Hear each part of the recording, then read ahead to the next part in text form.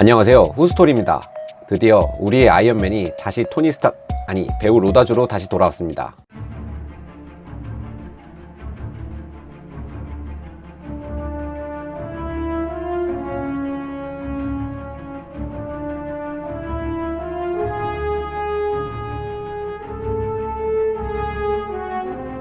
닥터 두리틀로 돌아온 건데요. 저는 사실 이 영화에 대한 사전 정보는 잘 몰랐고 그냥 로다주의 새로운 영화라고 해서 기대감에 봤습니다. 게다가 영화의 장르도 코믹적인 요소가 있는 판타지고, 그러니까 다시 말해 배우빨로 봤다고 해도 과언이 아니죠. 한껏 기대를 하고 영화관으로 가서 자리에 앉으려는데 제 앞자리에 어린이들이 쭉 앉아있더라고요. 뭐 그럴 수도 있겠지 하고 앉았는데 제 옆에 자리도 많아야 초등학교 6학년 정도의 어린이들이 들어와 앉는 것이었습니다. 오늘 무슨 어린이날도 아니고 애들이 많네 하고 있었죠. 그런데 3분 후 좋기 열댓 명 이상의 어린이들이 줄줄이 들어오더니 제 뒤로 앉는 거였습니다. 이때부터 아하, 이거 왠지 영화 선택을 잘못한 건가 라는 생각이 들기 시작했죠. 어린이가 많다고 이상한 영화라는 건 아니지만 어른 취향보단 애들에게 더 인기가 있는 영화에 잘못 온 건가 라는 생각이 들었단 거고요. 뭐 그래도 성인이 봐도 애들보다 더 재밌게 느껴질 수 있으니까 보기 시작했습니다. 하지만 복선 때문이었을까요? 영화가 기대만큼은 아니더라고요. 아니면 어벤져스로 기대가 너무 높아진 탓일까요? 생각한 거에 미치지 못해 아쉬움이 남았던 영화입니다. 제 주위 관객이었던 초등학생들은 어떤 장면들에선 빵 터지며 좋아한 걸로 보아 어린 친구들에겐 재밌다고 느껴질 수 있을 것 같네요. 그렇지만 좋은 점도 있었습니다. 일단 로다주의 변신이 좋았고 연기 톤도 완전 달라 한편으론 어색하면서도 나쁘지 않았고요. 영화에서 나름 위기가 있는데 왠지 몸 안에서 수트가 나올 것 같고 프라이데이를 찾을 것 같았으나 그냥 기대일 뿐이었죠. 기사에선 4살부터 94살까지 즐겁게 볼 수 있는 영화라고 했는데 보면서 느낀 게 타겟층 자체를 어린이를 대상으로 했구나 라는 걸 알 수 있었습니다. 꿈과 희망을 주는 모험의 세계라고 할까요? 신밧드의 모험 같은 느낌도 들었습니다. 반전이라고 있긴 하지만 그닥 큰 반전은 아니고 딱 권선징악적인 영화라고 생각합니다. 그리고 악당 역할인 배우 안토니오 반데라스의 라술리는 뭔가 악당은 악당인데 끝이 흐물흐물한 악당입니다. 이건 영화를 직접 보시면 무슨 말인지 아실 거예요. 그리고 이 영화에는 굉장히 많은 스타들이 나오는데요.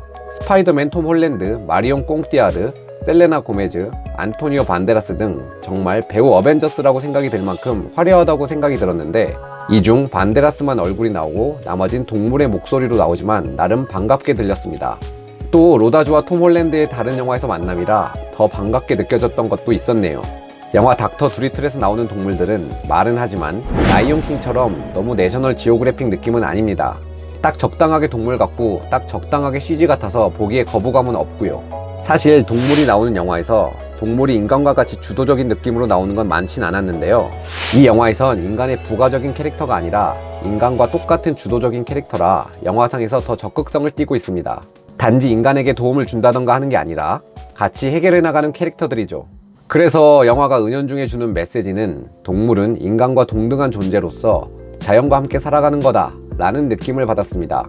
그리고 여담으로 영화 닥터 두리틀은 소설이 원작인데 첫 번째를 영화화하지 않고 두 번째를 영화화한 것입니다.